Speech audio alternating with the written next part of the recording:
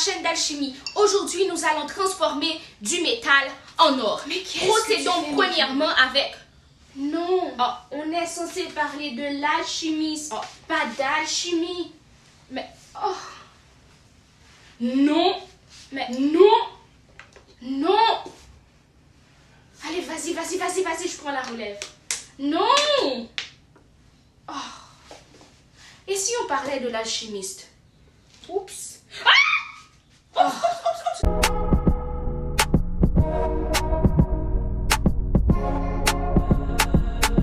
Paulo Coelho est un écrivain-interprète brésilien né le 24 août 1947. Il est membre de l'Académie brésilienne des lettres. Il est traduit dans plus de 80 langues. Il est très connu pour ses œuvres telles que Le Pèlerin de Compostelle, 11 minutes, et son roman vendu à travers le monde dont nous parlerons aujourd'hui, L'Alchimiste. C'est l'histoire de Santiago, un berger qui aime lire et voyager, dont les parents voulaient qu'il devienne prêtre, mais lui, il décide du contraire, car là d'où il vient, seuls les bergers peuvent voyager et voir du monde. Le roman commence par le fait que Santiago fait un rêve 2 fois de suite où il voit un enfant lui dire qu'il doit partir pour les pyramides d'Égypte où un trésor l'attend. Pour confirmer ce rêve, Santiago va voir une voyante, une gitane, qui lui dit « Suis ton rêve et une fois que tu auras ton trésor, tu dois me donner 1/10 de ce dernier. » Ensuite, il rencontre un vieil homme qui lui dit être le roi de Salem, qui lui fait comprendre qu'il est là pour l'aider à accomplir sa légende personnelle, donc la quête de soi.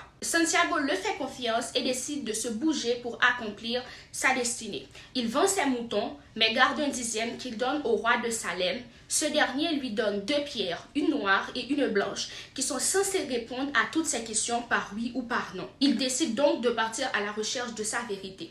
Durant son voyage, il se fait anarquer par un homme qui se fait passer pour un guide, lui proposant d'arriver à destination, les pyramides d'Égypte, en une nuit. Ce qui aurait dû lui mettre la puce à l'oreille, car qui, en tant que personne ayant connaissance des distances et des heures, aurait pu croire que tu peux arriver aux pyramides d'Égypte en une nuit. Notre Santiago est perdu et se met à pleurer. Mais bien vite, il s'en remet et cherche un travail.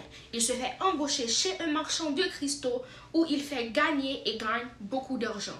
Mais après quelques temps, il est temps pour Santiago de reprendre chemin vers sa destinée. Il prend une caravane qui passe par le désert pour l'Égypte grâce à un Anglais. Mais bien vite, cette caravane est arrêtée à un oasis à cause d'une guerre qui se passe entre 2 clans. Le regard de Santiago croise l'amour. Il ne peut s'en empêcher et demande à l'amour de sa vie, Fatima, de l'épouser en moins de 5 minutes. Leur histoire continue. Ils ont des moments très touchants où Santiago lui déclare sa flamme. On va faire un rapide résumé de ce que c'était.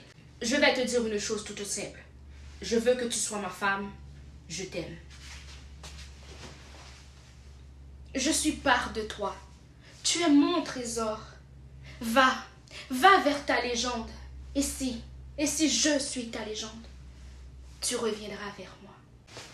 Donc en clair, Santiago dit, je suis prête à tout abandonner pour être avec toi. Et Fatima répond, écoute, j'aime les hommes accomplis. Et je ne vais pas accepter que dans quelques années, tu viennes et que tu me dises, j'aurais pu accomplir beaucoup plus de choses dans ma vie si ce n'était pas pour toi. Je t'aime, mais va faire tes affaires avant, ensuite reviens vers moi pour m'aimer. Et dire qu'il y avait une fille qu'il voulait épouser quand il était berger et voulait même l'impressionner avec sa manière de tondre les moutons.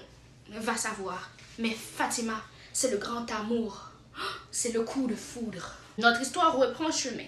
Santiago, qui était prêt à abandonner la recherche de son trésor pour redevenir berger et épouser Fatima, se reprend d'aplomb pour la recherche de son trésor et l'amour de sa bien-aimée. Il rencontre un homme mystérieux, érudit, savant qui fait partie de la légende personnelle de l'Anglais. L'alchimie sera d'une très grande aide à Santiago pour la continuation de son voyage à la recherche de son trésor après avoir promis à Fatima de revenir vers elle avec des mots extraordinaires. L'alchimiste va lui permettre de mieux se connaître et le monde qui l'entoure. Dans l'objectif de l'aider avec sa quête, ils vivent une multitude d'aventures sur le chemin. Dites-vous bien qu'à un moment donné, Santiago se met à parler avec la nature. À Dieu, il se transforme en vent et voit l'alchimiste transformer du métal en or. Après grand conseil, ils finissent par se séparer. Santiago prend le chemin vers sa légende personnelle. Finalement, au pied des pyramides, Santiago arrive. Il est ému, à genoux, il remercie Dieu pour tout ce qu'il a vécu, tout ce qu'il a appris. Il a réussi. Mais il comprend que son trésor, c'est sa quête, l'humilité qu'il a gagnée. Ses expériences l'ont fait vivre ce qu'il a toujours voulu être. Un sourire est échangé avec les pyramides. Le trésor n'a rien de monétaire, c'est l'expérience acquise durant ce voyage. L'épilogue de ce livre laisse sans voix. Il retourne en Espagne où le vrai trésor monétaire était caché depuis tout ce temps. Il entend la voix de l'alchimiste qui lui fait comprendre que si on lui avait dit dès le début que le trésor était caché en Espagne, il n'aurait jamais fait ce grand voyage, il n'aurait jamais vu les pyramides d'Égypte. Il tient sa promesse et décide de porter 1/10 de son trésor à la gitane. Et le vent, lui porte à ses lèvres un doux et tendre baiser de sa chère Fatima, à qui Santiago fait la promesse de venir la rejoindre. Ce livre nous parle de la quête de soi. Il nous fait comprendre que nous devons apprendre de nos expériences et erreurs passées, présentes, tout en laissant le futile derrière nous. En faisant un seul avec le monde pour comprendre ce langage universel qui est parlé, en laissant place aux mots de nos cœurs. Il parle tout aussi bien de ne pas oublier d'où nous venons, d'où nous avons débuté. Bene vale y gracias a Gotibe.